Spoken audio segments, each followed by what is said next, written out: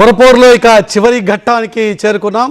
మొన్న వచ్చినటువంటి స్థానిక సంస్థల ఎన్నికల్లో ఇప్పటికే అధికార విపక్షాల మధ్య మేము ఈ తెలంగాణలో పట్టు సాధించామని చెప్పుకుంటున్న ఈ సందర్భంలో పొరపోరులో దట్టు ఎన్నికల సంఘం ఇచ్చినటువంటి ఆదేశాల మేరకు చాలా క్లియర్గా ఈ ఎన్నికలు జరుగుతున్నటువంటి తీరంతా కూడా పార్టీల ఆధారంగా. కాబట్టి రేవంత్ రెడ్డి ప్రభుత్వానికి, ముఖ్యంగా కాంగ్రెస్ పార్టీకి ప్రజల ఆమోదముద్ర ఉందా లేదా, లేక ప్రతిపక్ష పార్టీలు అంటున్నట్టుగా ప్రభుత్వ వ్యతిరేకత ప్రారంభమైందా, ఈ వ్యవహారాలన్నీ కూడా మరికొద్ది క్షణాల్లోనే తేలబోతున్నాయి. పొరపోరులో చివరి ఘట్టానికి ఇక చేరుకున్నాం. ఫలితాల రాక ఇక మరి కాసేపట్లో ప్రారంభం కాబోతుంది. పట్టం ప్రజలు ఎవరి వైపు పట్టం కట్టారు, ఎవరికి పట్టం కట్టారు, హస్తానికి జై కొట్టారా, లేక కారు రావాలని రాచబాట వేయడం మొదలుపెట్టారా, కమలానికి నెత్తిన పెట్టుకునేటువంటి అవకాశం ఉందా, ఈ వ్యవహారాలన్నింటి మీద మరి కాసేపట్లో స్పష్టత రాబోతోంది. మొత్తం రాష్ట్ర వ్యాప్తంగా జరిగినటువంటి మున్సిపల్ ఎన్నికల ఫలితాలు 8 గంటలకల్లా రావడం ప్రారంభమవుతుంది. అయితే ఈసారి జరిగినటువంటి ఈ ఎన్నిక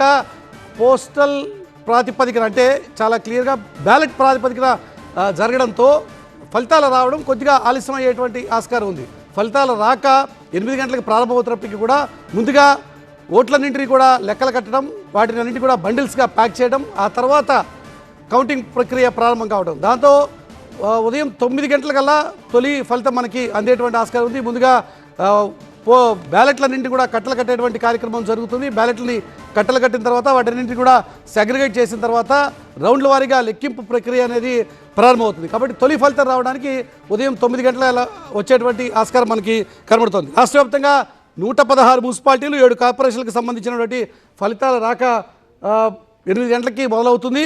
అయితే మున్సిపాలిటీలకు సంబంధించిన 2582 వార్డులని మొత్తం లెక్కించాల్సి ఉంది. కాబట్టి వాటికి సంబంధించిన ఫలితాల రాక ముందుగా జరుగుతుంది. కార్పొరేషన్లకు సంబంధించినటువంటి ఫలితం కొద్దిగా ఆలస్యమయ్యేటువంటి ఆస్కారం ఉంది. ఎందుకంటే అక్కడ డివిజన్ల సంఖ్య ఎక్కువగా ఉంటుంది. 7 కార్పొరేషన్లు అయినప్పటికీ కూడా ఓవరాల్గా 7 కార్పొరేషన్లకి కలిపి 414 డివిజన్లు ఉన్నాయి. కాబట్టి వాటికి సంబంధించిన ఫలితం రావడం కొద్దిగా ఆలస్యమయ్యేటువంటి ఆస్కారం ఉంది. మొత్తంగా సాయంత్రం కల్లా ఓవరాల్గా ఒక పిక్చర్ వచ్చేస్తుంది. తెలంగాణలో పుర ప్రజలు ఎవరికి పట్టం కట్టారు అనేటువంటి విషయం మీద ఒక క్లారిటీ మనకి వచ్చేటువంటి ఆస్కారం ఉంది. సాయంత్రం కల్లా 9 గంటల కౌంటింగ్ కి సంబంధించినటువంటి తొలి ఫలితం మనకి వస్తుంది. 9 గంటలకి మనకు వచ్చేటువంటి ఫలితం